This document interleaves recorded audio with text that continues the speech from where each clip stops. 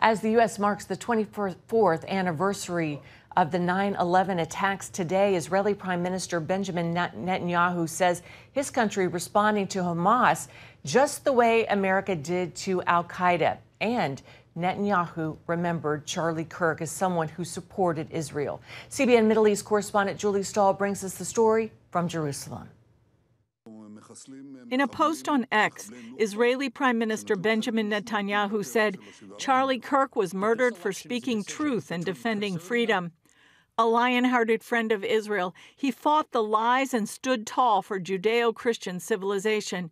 I spoke to him only 2 weeks ago and invited him to Israel. Sadly, that visit will not take place. We lost an incredible human being. As Israel continues to take criticism for its targeted attack on Hamas leaders gathered in Qatar on the eve of the worst attack ever on American soil, Netanyahu on Wednesday compared America's response after 9/11 to Israel's October 7th reaction. What did America do in the wake of September 11th?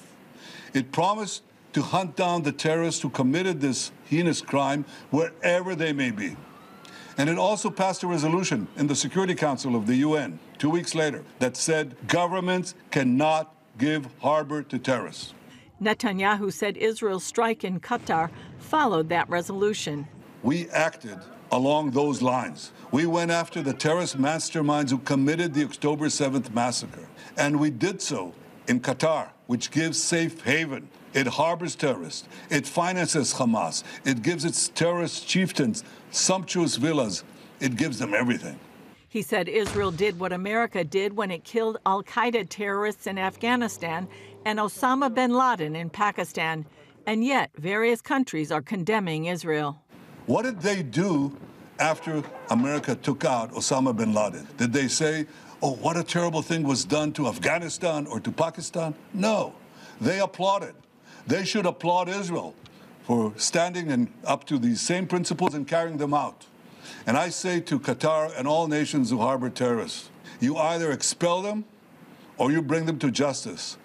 Because if you don't, we will. National security expert Dr. Eyal Pinko of the Besa Center says even though Qatar is publicly condemning the attack, it's benefiting from the killing of Hamas leaders who were under the control of Iran. Qatar really wants to have a ceasefire because of Trump administration pressure. So now it's amazing time. You can take out all Hamas leadership. This probably will accelerate the ceasefire agreement and bringing back the hostages. And they can replace immediately the Hamas leadership that will be 100% under their control without Iranian involvement. Meanwhile, the IDF struck military targets in Yemen belonging to the Houthi regime in response to recent missile and UAV attacks launched against Israel. And in Gaza, the IDF continues to warn civilians to leave Gaza City by recorded messages, text messages, and leaflets, giving directions and including a phone number to call if Hamas is blocking their exit. Julie Stahl, CBN News, Jerusalem. Thanks, Julie. And our CBN News Middle East Bureau Chief Chris Mitchell is with us now from Jerusalem. Chris, so good to see you. Well, as you know, Americans are mourning the assassination of Charlie Kirk. What's been the reaction there in Israel, Chris?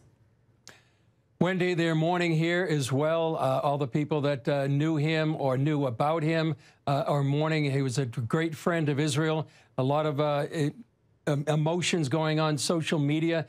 In addition to Prime Minister Netanyahu's statement about Charlie Kirk, UN Ambassador to Danny Danon said, truth cannot be and will not be silenced. A steadfast ally of Israel, he said. Kirk was known as an outspoken defender of Israel.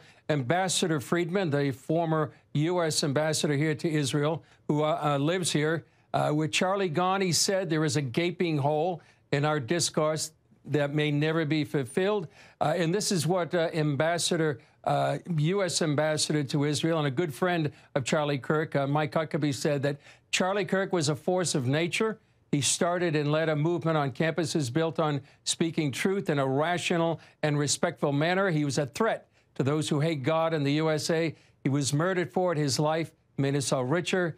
His death made us all poorer. And even now on the Temple Mount, there was some Jews that went up and other organizations they organized an ascent up to the Temple Mount in Charlie Kirk's honor. Yeah, Kristen, we know a lot of people are saying that he was martyred for his faith and for his conservative values. And of course, we know the saying, you know, where the blood of the martyrs grows the church. So maybe this movement is going to even get bigger. We will have to wait and see. Well, today marks the anniversary of 9/11 here in the U.S. Does Israel consider the Hamas attacks on October 7th their own 9/11, and they've been responding accordingly? Exactly. You know, when October 7th happened, Wendy, a lot of people just said it really was Israel's 9/11. They feel a direct connection between the two events. I was here for 9/11 back in 2001, and at the time, Israel was going through what's called the Second Intifada with terror attacks that were almost a daily occurrence. So when 9/11 happened, there was a literal immediate bond between Israelis and Americans in the war, the common war on Islamic terror. After 9/11, the U.S. invaded two nations, Afghanistan and Iraq. As Julie said in her report, they went after Osama bin Laden and al-Qaeda. On the other hand, we were here for October 7th. So how did Israel respond? They attacked Hamas in Gaza, trying to dismantle their terror infrastructure. By the way, they're still blowing up tunnels. You know, over 400 miles of tunnels. It's already hard to believe how much infrastructure was built in the last 17, 18 years. They're also destroying Hamas headquarters and high-rise building and telling people to leave, as Julie said in her report. And Chris, the national security expert in Julie's story, says the Israeli strike on Qatar could help end the war in Gaza. How does the Israeli government see it? Well, first of all, they feel the strike was warranted, as Prime Minister Netanyahu said in his speech. They believe it accelerated the end of the war with Hezbollah and Iran and the Houthis when they took out many of their leadership.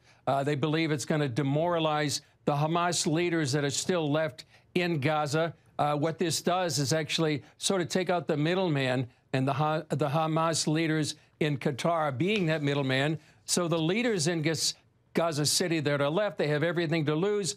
They're deep underground, nowhere to hide. So their command centers, as I said, these towers in Gaza City that are being taken down one by one.